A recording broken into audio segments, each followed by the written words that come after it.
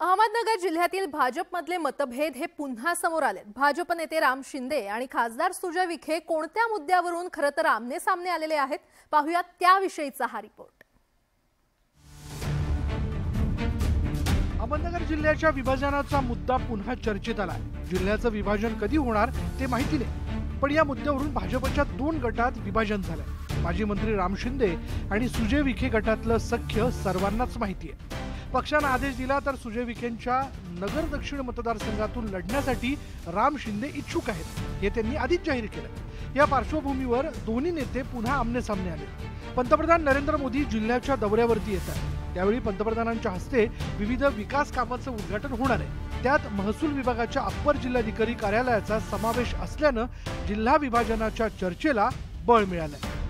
देशाचे पंतप्रधान आणि विविध विकास कामाचं भूमिपूजन करत असताना त्याच्यात महसूल प्रशासन इमारतीसाठी देखील जवळपास 61 कोटी रुपयाची तरतूद करून त्याची टेंडर प्रक्रिया सुरू झाली। त्या दिवशी भूमिपूजन आहे, म्हणजे हे जिल्हा विभाजनाच्या दृष्टिकोनातूनच टाकलेलं पाऊल आहे।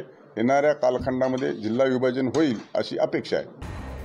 आमदार राम शिंदेंनी केलेला जिल्हा विभाजनाचा दावा खासदार सुजय विखे पाटलांनी फेटाळून लावला।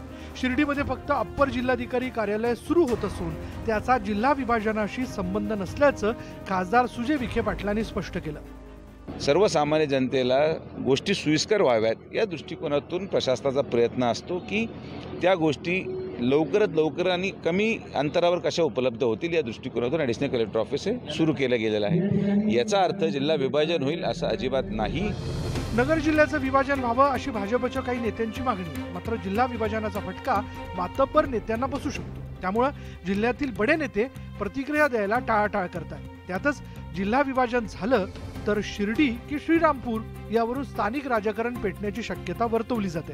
शिर्डीला जिल्ह्याचं स्थान मिळावं याकडे विखे गटाचा कल असला तरी श्रीरामपूरचा त्याला मोठा विरोध आहे।